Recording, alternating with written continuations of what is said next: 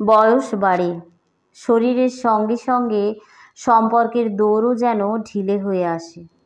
খুকি বেগম এখন অনেকটাই চুপচাপ। আগের মতো আর কারো সঙ্গে হেসে কথা বলেন না।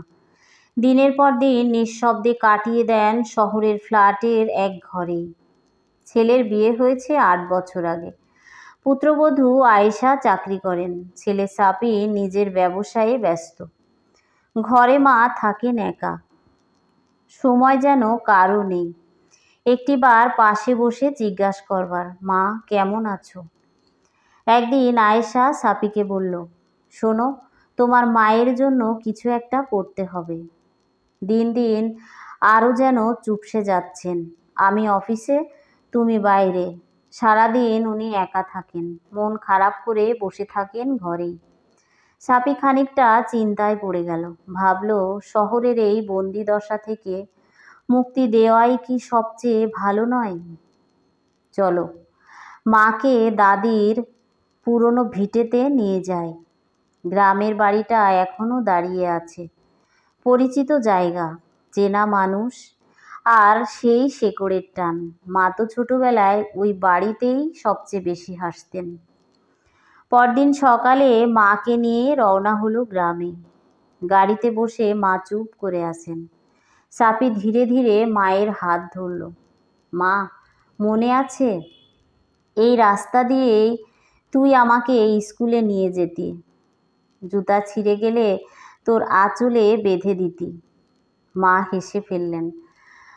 মুখের চিরচেনা গাঢ় ভাঁজে যেন আবার তরুণীর উজ্জ্বলতা জেগে উঠল।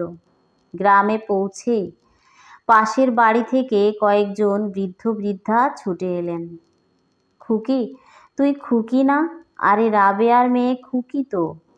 চোখে জল এসে গেল খুকি বেগমের। মনে পড়ল এদের কারো কোলে তিনি ঘুমিয়েছেন, কারো কাছ থেকে পেয়েছেন প্রথম গল্পের স্বাদ। ঘরটা সাজানো, উঠোনে তুলসী তলা, পেছনের আম গাছে পাকা আম ঝুলছে। পরিচিত গন্ধে মনটা ভরে উঠল। সেদিন রাতে ফিরে গেল সাপি শহরে।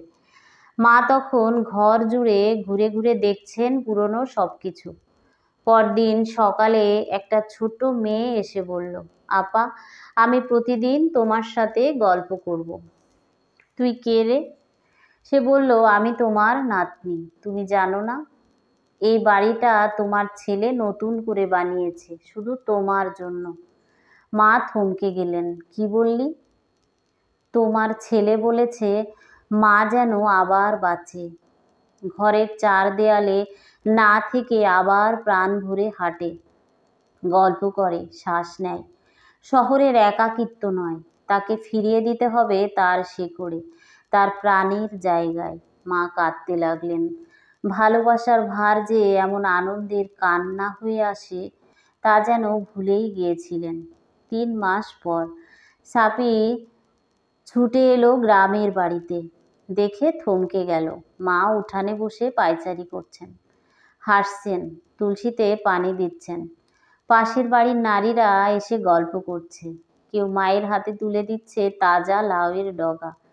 ছেলে কাছে এসে দাঁড়াতেই মা বললেন, তুই এসেছিস? মা, তুই তো আবার আগের মতো হয়ে গেছিস। মা হাসলেন। না রে, আমি বদলাইনি, আমি ছিলামই এমন, শুধু তোরা আমাকে চার দেওয়ালে বন্দি করে রাখছিলি। ছেলের গলা ধরে এলো। তুই তো এখনো সেই সাপি, যে কাদামাটি মেখে স্কুলে যেতি আর ফেরার পথে বলতি, মা খেতে দিবি? মা, তুই তো আমাকে ফেলে দিসনি, তুই আমাকে ফিরিয়ে এনেছিস আমার নিজের কাছে, শিকড়ের কাছে। এটাই আমার জীবনের সবচেয়ে বড় উপহার রে। বৃদ্ধাশ্রম নয়, মা বাবার জন্য চাই একটি শিকড় ঘেরা ভালোবাসাময় জায়গা, যেখানে তারা নিঃশ্বাস নিতে পারেন আনন্দে, নিরাপদে, সম্মানে। ধন্যবাদ সবাইকে। আজকের গল্পটি লেখনীতে ফারহানা ইয়াসমিন, পাঠে শ্রাবণী রায় বর্মন। সবার সুস্থতা কামনা করে আজ এই পর্যন্তই।